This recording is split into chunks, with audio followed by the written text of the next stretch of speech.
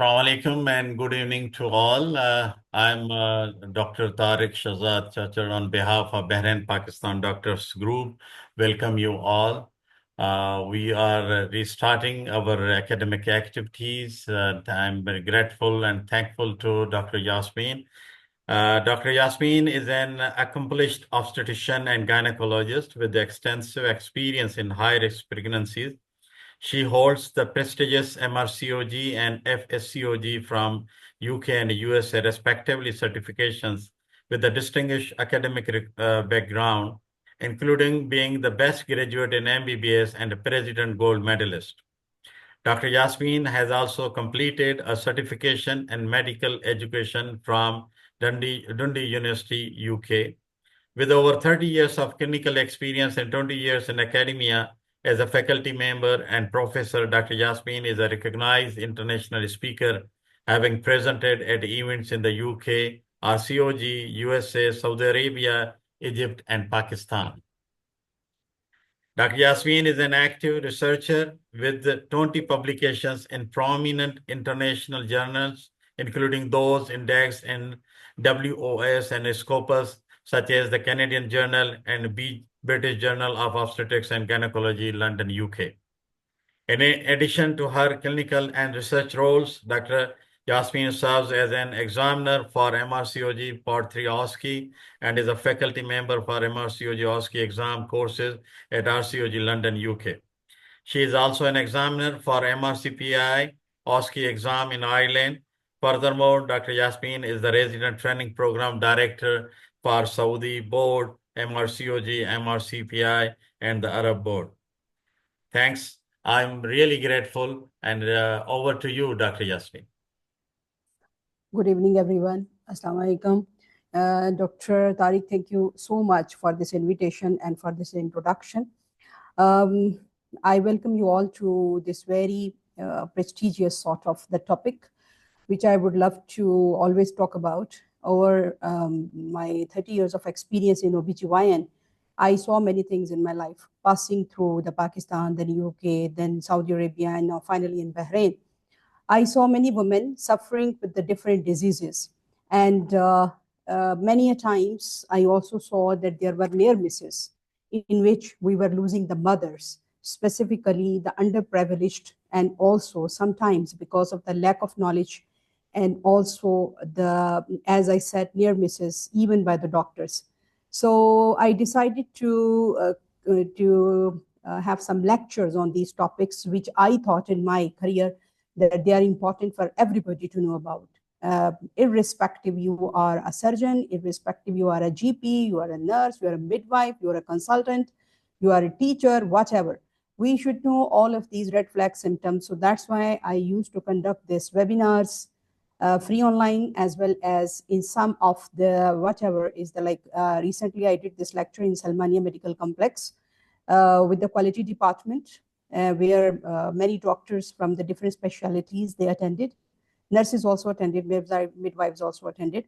So the idea behind giving this lecture is to create awareness. I know, mashallah, all of you are very enriched and esteemed doctors, but you know, we always have to refresh our knowledge.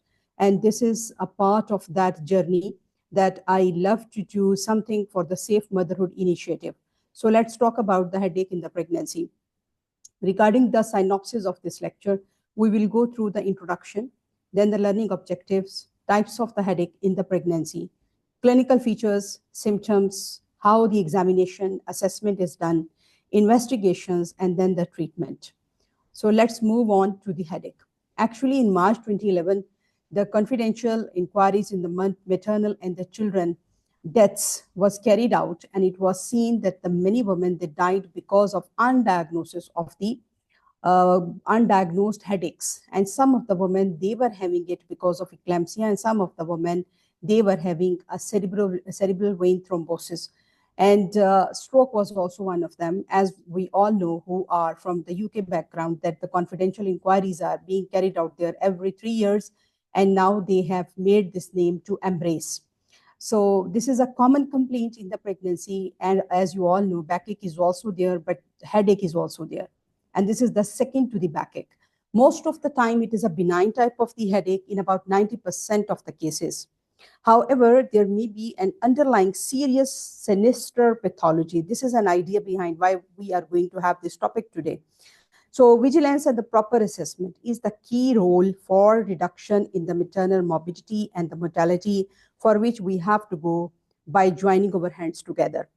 The learning objective from today's lecture is we want to revise the red flag features, which we all know. However, it is just the repetition and the revision so that we don't have any near misses in the future.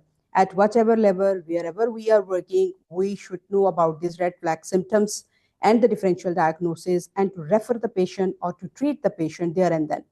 To recognize the referral when it is to be the involvement of the neurologist, and when an urgent brain imaging is indicated, because every patient is not for the brain imaging as well. We should remember that we should not overutilize and we should not underutilize our investigations, which are sort of the fancy and very expensive investigations as well. As well as the objective is to review the management of the common causes of the headache in the pregnancy. And the ethical issue is, which is the learning objective as well, should the obstetrician ever manage a neurological problem in the pregnancy without a neurological advice? So this is also an ethical issue, which is also to be learning, included in the learning objective. The classification of the headache, this part I have taken from the talk, which is the obstetrician and the gynecologist. This is the people from the UK background, they know that the talk is an article by the RCOG. As a member of the RCOG, I get this every 3 months, and I have the access to that. And this is a very beautiful classification, which I took from there. And this is done by the International Society of the Headache, UK. And they said that there can be the causes, which can be primary causes, or there can be some secondary causes. Primary causes include the migraine, which is we all know, and many of us have experienced it as well. Then there can be the tension headaches. These are the two things which they included in the primary causes and the primary classification. And the secondary causes are secondary to the high blood pressure, hypertension, subarachnoid hemorrhage. It can be drug-induced, and we all know about the nifedipine and the medication overuse sometimes, and post-dural tap or the spinal anesthesia. Sometimes this is also the one which is associated with it. Meningitis, cerebral vein thrombosis, which is called as a CVT, anemias, caffeine withdrawal, idiopathic intracranial hypertension. Then the stroke and arteriovenous malformation, which can enlarge and bleed in the pregnancy. Enlargement of any pituitary tumor sometimes is also cause enlargement of hormone-sensitive tumor, for example, the meningiomas, and bleeding into pre-existing tumors in the brain because of the changes in the pregnancy, and the cerebral metastasis of the cholangiocarcinoma. So these are the usual types of the headaches which a person can get during the pregnancy. Other causes include neuralgia, which is a trigeminal neuralgia. Anxiety is one of the cause, depression, insomnia, toothaches, jaw pain, and sinusitis. These are the other causes of the headache. How the patient present. The clinical history and the symptoms are very, very important. And I have taken some of the buzzwords in a tabulated form just in order to keep our mind refreshed, that once the patient says these things, we should always be thinking about that what she is saying to us. History is, we are always saying that it is a backbone of any diagnosis. And when you reach at the level where you are having a long-term experience, then you recognize that history is really something which is a backbone, as our teachers were always telling us. And we were thinking that what the history will play a role. But now at this level, I say that they were absolutely right, that the history is the backbone for the diagnosis. And you can diagnose even the sinister pathologies. Always keep focus on the red flag symptoms, the pain, the onset of the pain, duration, site, frequency, previous history of such headaches, other features which can be flu, fever, and the description by the patient, and listen to the patient very carefully. What she says, this is an important thing, description by the patient and description by the patient. And then listening and listening very carefully. and pay attention to the buzzwords. What are those buzzwords? We will just see in a while. Then the history of the trauma, neck stiffness, psychiatric problems, stress, anxiety, change in the consciousness. Also, just pay attention to the past medical history of the high blood pressure, visual disturbances. Is she taking nifedipine or any withdrawal from the cocaine? As usual, all the other parts of the history which we take in our day-to-day practice. So the most important part is the pain, and the past medical surgical history is very important in this regard. Then comes examination and assessment. General physical examination, just see how the patient is behaving. How is she? Is she oriented in place, person, and time? Consciousness, how she is talking, speech is slurred or not, or she is properly speaking, any abnormal movements or inability to move any part of the body. This you can assess on just having a one look at the patient. Then the vitals, as we know that blood pressure, pulse, temperature, throat examination, neck stiffness, and ENT examination if needed. Neurological examination includes eye, and if needed, fundoscopy can be done. Cranial nerve examination, motor and sensory examination, plantar reflex and clonus, which is very important in preeclampsia and eclampsia, specifically more than 20 weeks. As my colleagues from the OBGYN who are here, they are very well aware about the clonus and the plantar reflexes. Now coming across to the red flag symptoms and the sign. Red flag symptoms and the sign are those which we should be very careful. And here the patient says that it is a sudden onset of the headache. There is a thunderclap. And she says, it is just as I'm feeling there is a thunderclap going on in my head. So it is going more with the subarachnoid hemorrhage. Similarly, the neck stiffness, it is going with the meningitis. And then comes the worst headache I have ever had. These are the words which in the maternal confidential inquiries by the RCOG has been published. And these buzzwords I have taken from them, that how the people came and how the woman was saying. These words are taken from that guideline. And if that is the case, it means cerebral vein thrombosis, the worst headache I have ever had. Then the neurological abnormalities, focal neurological signs like the limb weakness, cognitive disturbances, again CVT. CVT is a cerebral vein thrombosis, flashes of the light, epigastric pain, and it can be the preeclampsia or eclampsia. New onset headache, which usually happens in the patient with the cancers, although it is rare in the pregnancy, but many a times we see the patients with the cancer in the pregnancy. Headache increases in intensity due to change in the posture, and this is subarachnoid hemorrhage. So these are the red flag symptoms and the signs which we should always pay attention. In what are the investigations? According to the case scenario, there may be no investigation, or even you have to go for the MRI, CT, magnetic resonant venogram, MRV. Then the coagulation screen, it is to be done in the CVT, cerebral vein thrombosis. And if the patient is hypertensive, as we all know that we have to do the LFTs, RFTs, coagulation profile, and the platelets. CT, MRI, MRV, avoid in the first trimester due to the hyperthermia. However, always remember that the mom is the priority. If you need to do it. Don't hesitate. However, if you are doing it, think about that if you can avoid it. But if you need it, you have to do it. And the fetal abnormalities, and however, it can be done with abdominal shield, and the dose is less than 0.005 milligray with the head CT. If you do the head CT, the exposure which goes to the baby is less than 0.005. So many times from the radiology department, we get the call that can we do the X-ray test, can we do this, and can we do that? Everybody should know that always give the priority to the mom. And if it has been decided by the obstetrician, it has to be done. And also remember that gadolinium-based contrast is safe, and even the breastfeeding moms can be have the imaging by using the gadolinium contrast, and also the lumbar puncture. If needed, we have to do it, lumbar puncture. So these are the investigations which are to be done in the specific situations. So Here are the buzzwords and here are the features. I love this table and I put it there just to share with everybody, to put everything in one table.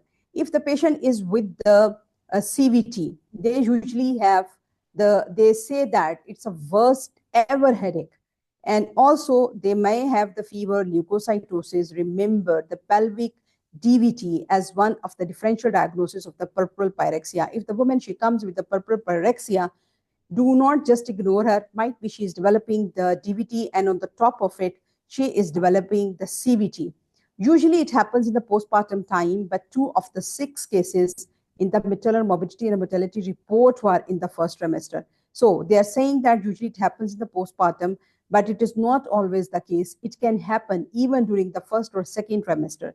So CVT, if the patient comes postpartum pyrexia and she's saying, I have the headache, so don't just ignore it. Might be she is developing the DVT and then the CVT. So we have to be careful until or unless you exclude the things.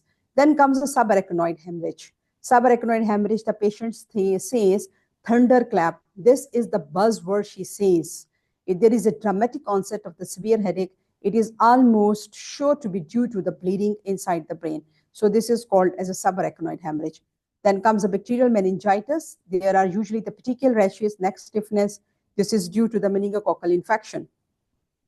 Then comes a cluster headache. They comes in the cluster, as you all know.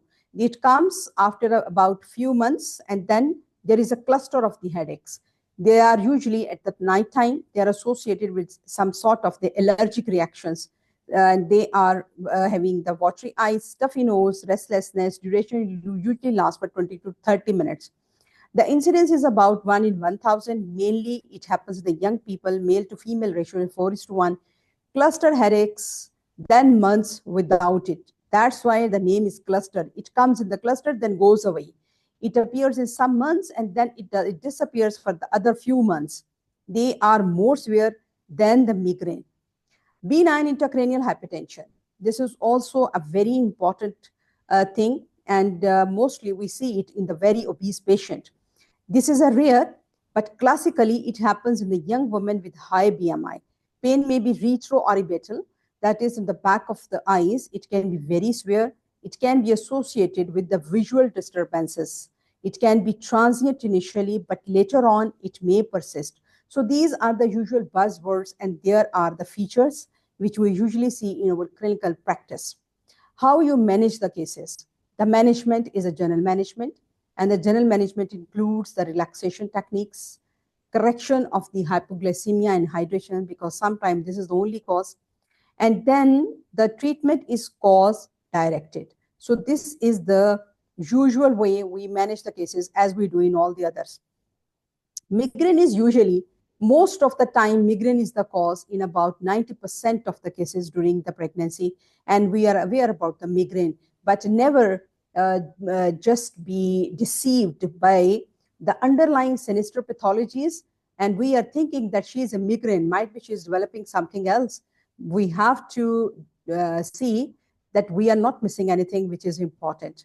And we all know that it is usually a unilateral throbbing with and without aura. It may improve in some cases, or the pattern of the aura may change during the pregnancy. Because of the changes in the pregnancy, aura may be changing, or there may not be any aura at all. Nausea, vomiting may also be associated feature, and the treatment is general analgesia. Triptans can be used only for severe cases, and sumatriptan is the most studied drug in this context. So sumatriptan is the drug which can be given during the pregnancy. However, neurologist input is important for the prevention of the relapse, that how she will continue and how much dose will she continue. History of the migraine is associated with the increased risk of preeclampsia and myocardial infarction in the pregnancy. It has been seen in the research that if the woman, she is having the migraine, she is at the risk of developing the preeclampsia or the MI in the later part of the pregnancy. So it is very important, if the woman is having the migraine, you have to be careful about her, and you have to tell her that, see, you have the migraine, and there is a slight chance that you may have high blood pressure or some cardiac trouble. So if at any point you have a very severe headache, epigastric pain, visual disturbances, or the chest pain, please come to the emergency room. This is very important. to talk to the patient about it. And also you have to talk about the change in the possibility of the change in the character of the migraine. That the migraine may change in the severity, it may increase, it may decrease, or it may persist. So if the woman, she is having this, you have to talk to the patient that how she is, and it is better if the woman is coming to the primary health care to refer this patient to the consultant-led care so as they do not miss anything. Recently, we have one patient, she came with a chest pain and she immediately collapsed and she died. So the chest pain and the myocardial problems during the pregnancy, Dr. Tariq is with us, he is the expert one. So the cardiac disease in the pregnancy is also one of the leading cause of the maternal morbidity and the mortality. The women who are coming with any symptom which is unusual, any one of us at any point, at any place who are working, we should not hesitate to go ahead with all the investigations till you are satisfied. And we should not hesitate to escalate the matter to our colleagues or to our senior people to involve them as a multidisciplinary team. Now, this is an era to manage the cases as a multidisciplinary team. And I think it is much, much more important for the safety of the patient, not only for the safety of the patient, but for the safety of the physicians as well. So never hesitate to involve your colleagues if you are feeling that there is something where you need help. Then comes a tension headache. As you all know, the woman is also under stress because of multiple cases, multiple things which are ongoing during the pregnancy as well. And they are often diffuse and the bilateral headaches. There is no associated aura, nausea or the vomiting. But sometimes there can be photophobia. There can be neck stiffness or the headache may be diffuse. The typical description, patient says, I feel a tight band around my head. They are worst in the evening with rising tension, may last for hours or days. If they last longer, they're called chronic tension headaches. And you all know that the tension headaches are those where the patient needs relaxation. And we have to do the counseling, detailed history, and she may take the help of the psychologist if you think that she needs the help of psychologist. So you can refer her and you can give her mild analgesia during the pregnancy for sort of the tension headaches. This is the type of the headache where you need to talk to the patient and the patient needs to talk to the doctor or a psychologist to relieve her stress. Here comes the hypertensive disorders in the pregnancy. As all my colleagues from the OBGYN background, they are here and they are very well aware that how the hypertension in the pregnancy can kill the woman. Headache is usually the main symptoms in most of the cases with hypertension in the pregnancy. Once the woman, she comes with the headache, the most important thing, if she's pregnant, take her blood pressure and be alert if her blood pressure is high. And there is a headache after 20 weeks of the pregnancy. So this will be included in the preeclampsia. And if it is before the 20 weeks even, then it means that she is a chronic hypertensive patient. So headache is usually the bilateral throbbing headache. It increases with the activity and rise in the blood pressure is always there. It may be followed by the blurring of the vision. These are the other systemic symptoms and signs. Patient will say, I'm having the blurring of the vision. It can lead to even to the loss of the vision. In 1% of the cases, the hypertension during the pregnancy can give rise to the loss of the vision. In whole my life, I saw 2 patients with the loss of the vision, although in most of the cases, this is reversible. So it is to such an extent bad that the vision can be lost for the time being. Flashing of the light, the name of the eclampsia, it comes because of the flashes of the light. That's why the name was given, eclampsia. The epigastric pain, it means there is an impending eclampsia or the fits. Hence, there is an urgent need for the seizures prophylaxis. And we are all aware that magnesium sulfate is the drug which is given for the prevention of the seizures in these days. Then obstetrical input is mandatory with an early referral. So if you see a patient with the pregnancy, with high blood pressure, would warn the family that they have to immediately go to the tertiary care center.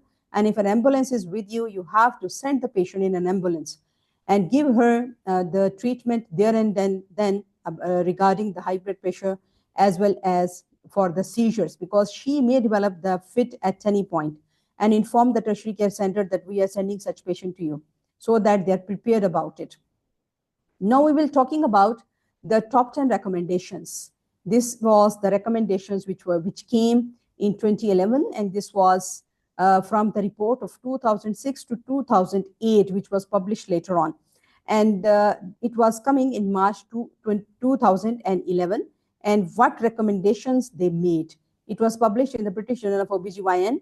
And here is the top 10 recommendations. In the top 10 recommendation, one of the I will not touch all of the recommendations, and there were a lot of the recommendations that why we are losing the moms and where are the near misses, but I will just touch those points which are related to headache and the high blood pressure. One of the recommendations was that pre-eclampsia and eclampsia, what we learned from this report. They said that epigastric pain is a common symptom of significant preeclampsia. So routine observation of the urine and the blood pressure should be checked every time a pregnant woman is seen by the general practitioner, especially if she is really feeling unwell. Jaundice in a pregnant woman requires immediate investigations and admission. GPs should always refer a woman with preeclampsia for specialist care, and they should only start antihypertensives in the primary care if a woman is severely unwell before her emergency admission. In this situation, the treatment of choice is oral labetalol.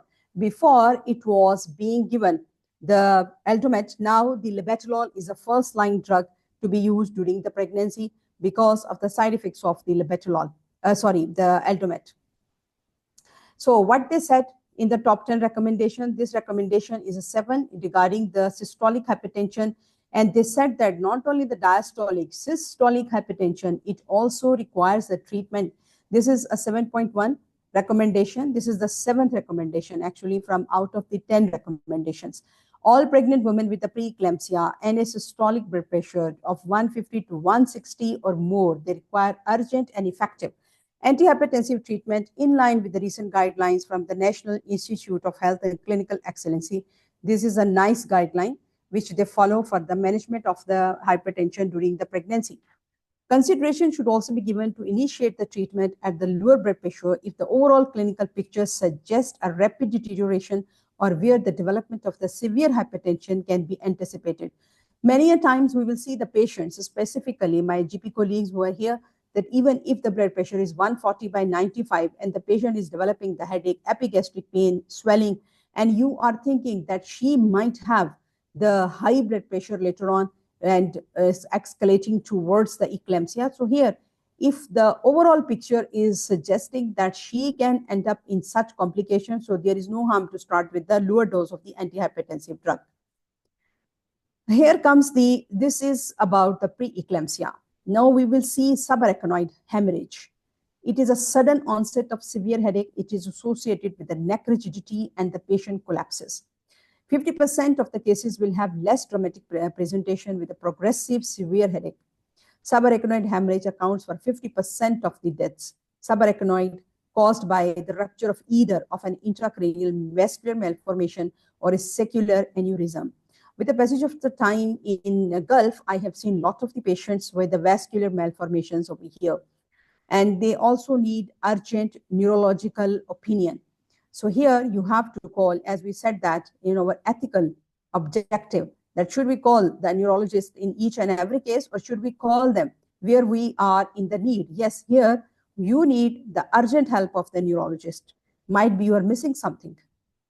Then comes the CVTs or the cerebral vein thrombosis. They are common during the pregnancy and the prepurium, and they are usually associated with the pelvic vein thrombosis. Pelvic vein thrombosis is the one which is usually missed because it is very difficult to diagnose. DVT is the one which we can diagnose easily, but pelvic vein thrombosis, as it is lying in the pelvis, so it is difficult to detect by the ultrasound. So sometimes we can just give the treatment even before the diagnosis of the pelvic vein thrombosis. And it may not be associated with the headache sometimes. And it is a sort of the thing which needs a proper care, and we should be very clever about the diagnosis of the CVTs. Sometimes there are no associated clinical symptoms. they need urgent involvement of the neurologist and the hematologist and the neurologist.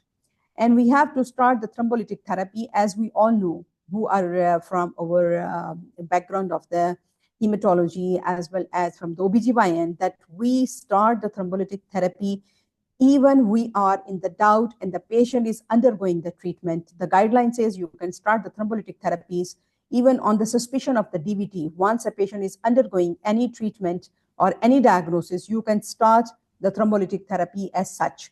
And if the diagnosis is established, you can go ahead with the thrombolytic therapy, otherwise you withhold. Because we all know that the pulmonary embolism and the DVTs are the leading causes of the maternal deaths. So there is no harm to give her the thrombolytic therapy once she is undergoing the diagnosis.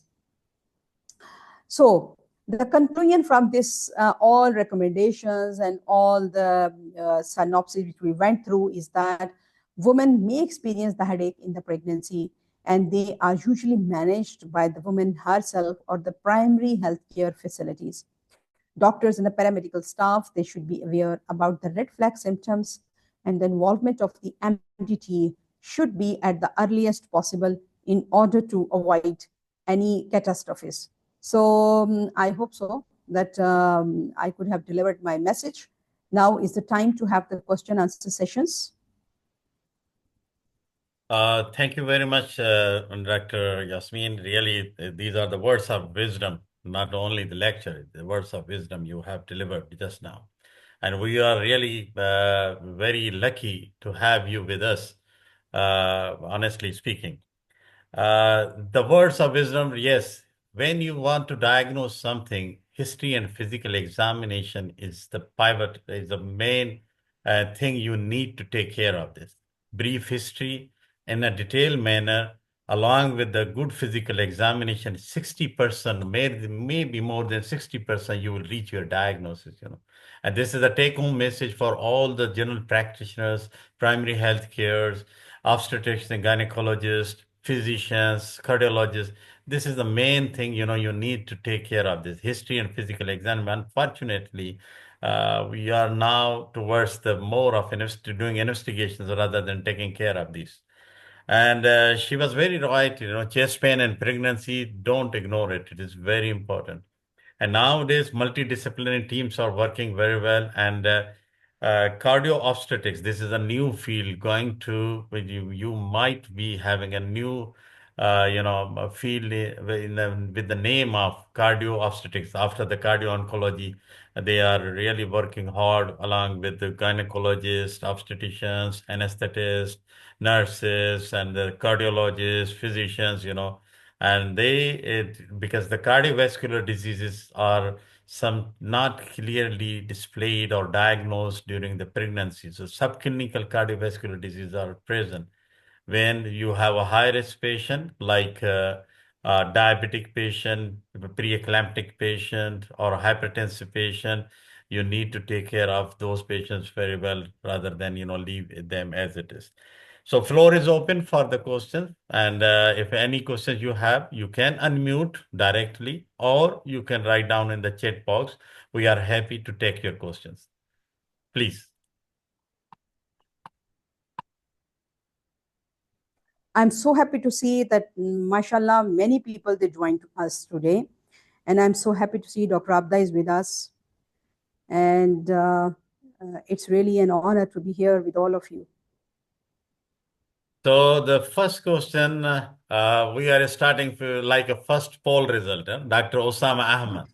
He is asking what Okay. are the combination therapy we can use as antihypertensive medications treated hypertension and pregnancy, Yeah. labetalol as first line. What can we use as a combination? Yeah, actually, there are two types of the medications which we use. One is those which are used in the OPT basis as an oral medications, in which the labetalol is the drug of the choice. However, it is not controlled. You can add the Concor as well. You can use the nifedipine as well. That is the vasodilators. And regarding the emergency treatment, this is the hydralazine and IV labetalol. These are the two medications which we are using. So these are the medications which we are using nowadays. However, if you still need a help for the further medication, you can involve your cardiology or medical team to add the further medications. Usually, we are happy with these two medications. So any other question?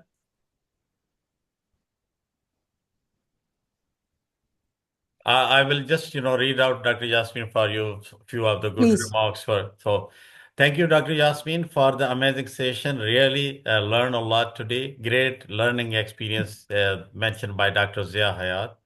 Dr. Tosif Ahmad saying nice PowerPoint presentation. Dr. Khulud, thank you, ma'am, for an amazing session. Dr. Sanam Narjis, thank you, Dr. Yasmeen. Dr. Sabah Fayaz Gilani, thanks so much, Dr. Yasmeen, for today's session. Raza Shah, very informative presentation. Asia Abdul Samad, thank you, Dr. Yasmeen. Very well explained, very informative session. And okay, Dr. Karim Baksh is asking, what steps to rule out any tumors at pregnancy stage? Sorry, I couldn't get it. What? What steps to rule out any tumors in a pregnant woman? Yeah, neoplasias in the pregnancy is a big topic actually. Yeah. And we can have a talk on it as a separate, but for Dr. Karim, I would say that with my long-term journey, I have seen everything in my life during the pregnancy. And I saw the cervical cancer during the pregnancy. I saw the ovarian cancer during the pregnancy. I saw breast cancer during the pregnancy. I saw this Hodgkin's, non-Hodgkin's. Also, I saw the tumors in the brain tumors. So regarding the diagnosis is always starting from the history. Usually the patient comes with the symptoms. If, for example, let's say she is with the diagnosis of, she comes with a severe headache, for example, let's go with the tumor of the brain. So there will be a severe headache. Might be this is the first time that you are going to diagnose her and nobody knows it. And she is having the projectile vomiting, high intracranial pressure. And this headache is not going with any medication. Her blood pressure is normal. And she's losing weight. And there is a photophobia. So these are the symptoms which are associated. The symptoms are usually the same.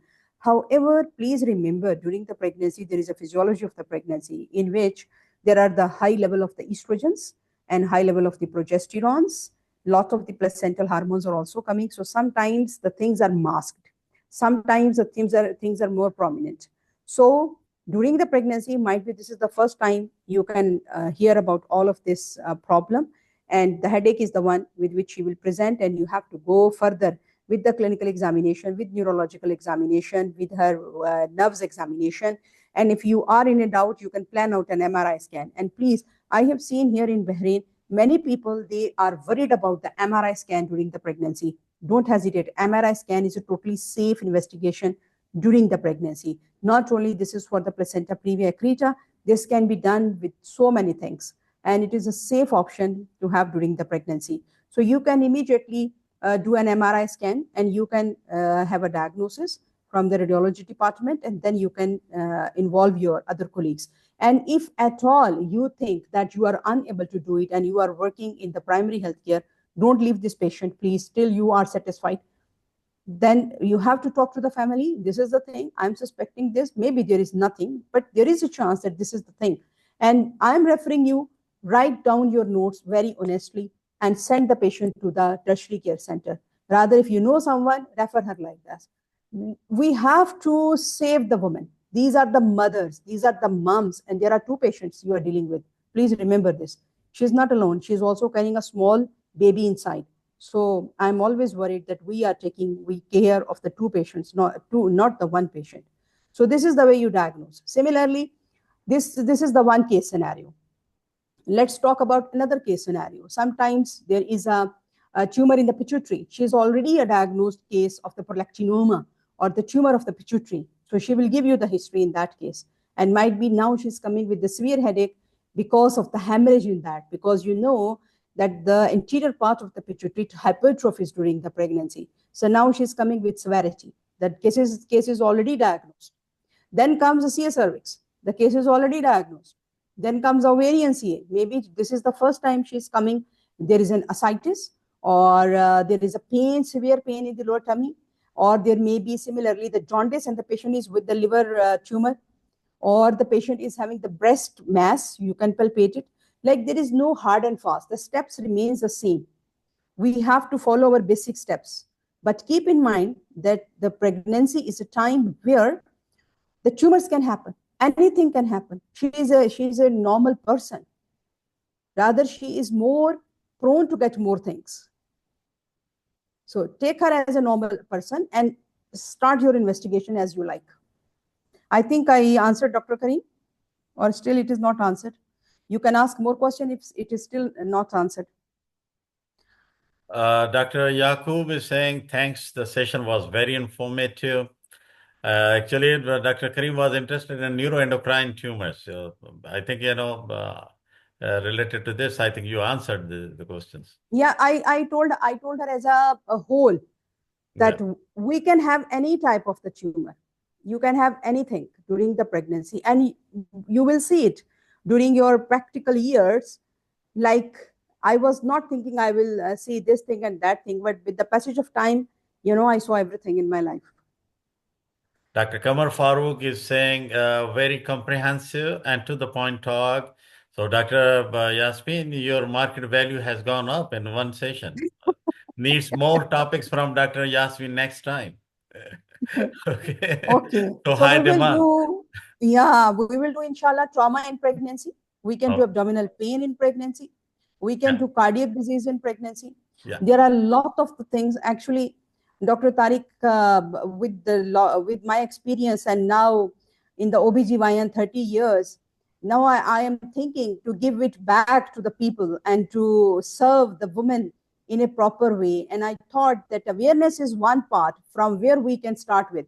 So Safe Motherhood Initiative starts with awareness. And with Excellent. my talk today, if any one of us, my colleagues, my friends, they can refer one person to a proper place and that mom will be saved, I think the objective of this lecture will be fulfilled. Our effort will be done. So this is the basic idea. Professor Abda Qureshi is saying, thanks a lot, Yasmeen. We are using Aldomet for controlling of essential hypertension. So this is a message, little bit I can't understand, but I think the theme was the Aldomet using in the essential hypertension in pregnancy. Dr. Syed? Yeah, I would say that, Dr. Abda, I am so happy to see you. Dr. Abda is my very good friend. I love her. And regarding the Aldomet, the new guideline says that labetalol is the first line drug, but it doesn't mean that you cannot use the Aldomet. Aldomet is our old time tested drug, and still it is used in pregnancy. What I do practically, if the woman is coming on Aldomet and her blood pressure is settled, I don't change her medication, because these medications, they take time and maybe she will have the side effects. And on the top of it, labetalol cannot be given in the asthmatic patient. So if she is okay with the Aldomet, you can go ahead with the Aldomet. So there is no one size to be fit with everybody. But however, the guidelines are guidelines only. But in the guideline, in the end of the guideline, if we see that they are always writing expert opinion. Expert opinion means the clinician decision. So Aldomet is still a drug which can be used during the pregnancy. Yeah. Our great Dr. Syed Rehan, he is saying, thank you, Dr. Yasmeen, for such an insightful presentation. We learned a lot from it. Please continue with a similar presentation in the future as they greatly benefit the GP, family physician, gynecologists, and medical doctors. Also, could you please share a few tips for our young doctors who aspire to gain knowledge and expertise like you? I would say that first of all, you should determine your path. Number one, what you want to do in your life. Have your dreams and don't hesitate to fulfill those dreams, and do work hard and trust on Allah subhanahu wa ta'ala and keep helping people. If you will help people, these people are your patients, first of all, then your colleagues on the other part, then also your family as well. Keep helping the people by your time, by your smile, by the money if you can afford, whatever you can. and forget about any reward or any return in return. And I tell you, you will reach even more than me. I tell you, just believe on yourself and don't stop. Don't stop. If, for example, sometimes in your life there are the circumstances you are not working because of something going on in your life. For example, our female doctors, sometimes they have to sacrifice their time for their kids. So I would say that don't stop. If you cannot work, study at that time. Do your exams. Okay, don't waste your time. Keep going and aim high. These are the two important things which I would say. Keep going and aim high. Dr. Yasmeen Karim Baksh is saying, really, this really means a lot, ma'am. Thank you very much. Okay, so I think, he got the answer. Dr. Sufyan Ansari, our great dental surgeon, he's saying, thank you, Dr. Yasmeen, very informative talk. Have you come across any pregnant patients presenting with myofascial pain, mimicking headache, referred from temporomandibular joint and musculature? Yeah, many a times, specifically the trigeminal neuralgia.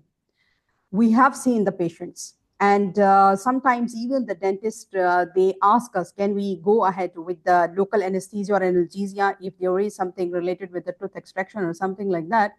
So from this forum as well, I would say that local analgesia anesthesia is totally safe during the pregnancy.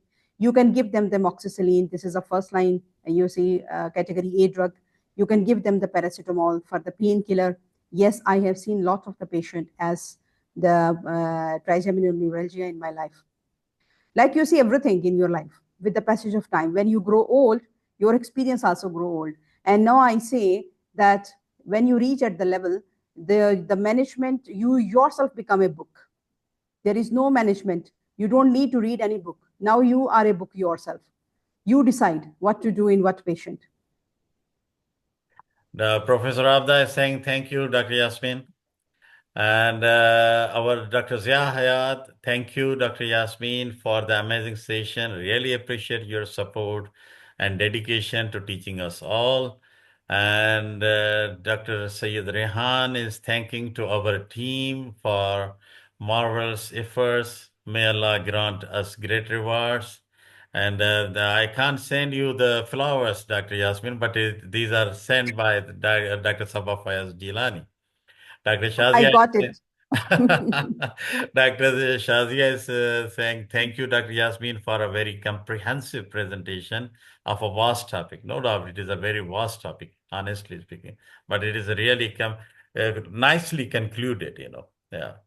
So anybody else, please feel free. Still we have time. We can discuss if you want. Any question you can ask. Dr. Babar Ikram, and thank you, Dr. Yasmin, for a wonderful, insightful presentation. Dr. Babar Ikram is a cardiologist working with us in Cardiac Center. And Dr. Zia Hayat is thanking to our team for arranging today's meeting for us all. Don't worry, Dr. Zia Hayat, this is only starting and you will see more now. Yeah, our team is there. Alhamdulillah, they are doing fantastic job. They are young people, enthusiastic, want to do something. So positive, yes, they are very positive. They want to do, and we are here to support them. And definitely, we need your support also, that to encourage our team. Honestly speaking, they are very good. Young people, they are very enthusiastic to do something. And we, Alhamdulillah, with this point, I must tell you, today we finished our joint venture badminton and the paddle tournament with the ICAP Bahrain chapter on the occasion of Bahrain Sports Day. So today it was concluded. Sorry for the delay sharing of link because I was just finished and rushed to create the link and shared with you. Anybody else, please feel free before I conclude. Before we conclude, Dr. please. Tariq, I think our customers are increasing. They are 35 now, mashallah. Yeah, yeah. They are very good. And Dr. Yasmeen is, working as she told initially, as a consultant Salmania medical complex, consultant gynecologist. So she's also having private practice. She's also having, in a faculty. So this is a really good addition for all of us. Thank you very much, Dr. Yasmin. So I think there are no more questions and no more comments or greetings. So we will conclude. But before conclusion, any take-home message from your side, Dr. Yasmin? I would say that maternal morbidity and the mortality is very high all over the world, specifically in the countries like Pakistan, from where we belong to. And I have worked in Lady Willingdon Hospital. I was trained over there, and that training is paying me a lot the whole of my life. I saw the end stages of the obstetrics over there, as well as gynecology over there. And this is paying a lot to me wherever I worked, wherever I went. And I have seen the people dying in my hands and coming from the underdeveloped areas where there was no facilities, and I saw there were the delays in the bringing the patient to the hospitals. Delay was in the decision making at home, where the husband was not around and the woman delivered PPH and sort of things, eclampsia. She was not brought to the hospital. And if the decision was taken, then there was a delay in the transportation, that she was not brought to the hospital because of the lack of the transportation. And the third delay, which is the most important delay, that there was a delay in the treatment in the hospital. Doctor did not see the patient in time, and we missed the patient. Recently, I was working as a locum in one of the hospital where I saw the patient came 2 times to the emergency room with a headache in the pregnancy, and she was having the 2 children. The patient came first, she was discharged, then she came again, she was discharged, then she came third time, and this time she collapsed. And later on, the diagnosis was subarachnoid hemorrhage. Oh. And the patient died after 3 and 4 days. So this was the time which provoked me to conduct a lecture on the headache. And I would say that we have to save the mothers. Mother is just like a palm, and the children are her fingers. And you all know that if the palm will die, the fingers will die. So this is my message from today's discussion to everyone. This is a small effort from my side. I want all of you to be a part of this journey. Saving a mother is a big job, and you are not saving only one mom. You are saving the whole family, the whole universe. She is a whole universe for that small babies who are at home, right? So please come forward, work for the women. And the women health is very important all over the world. Specifically, if you can do something as a telemedicine or telehealth in Pakistan and the underdeveloped countries, that will be a good, I will say that it will be a very good service for our country. This is what, and that's why I have started my consultations on the Oladoc as well, in a very minute fee of the Oladoc only.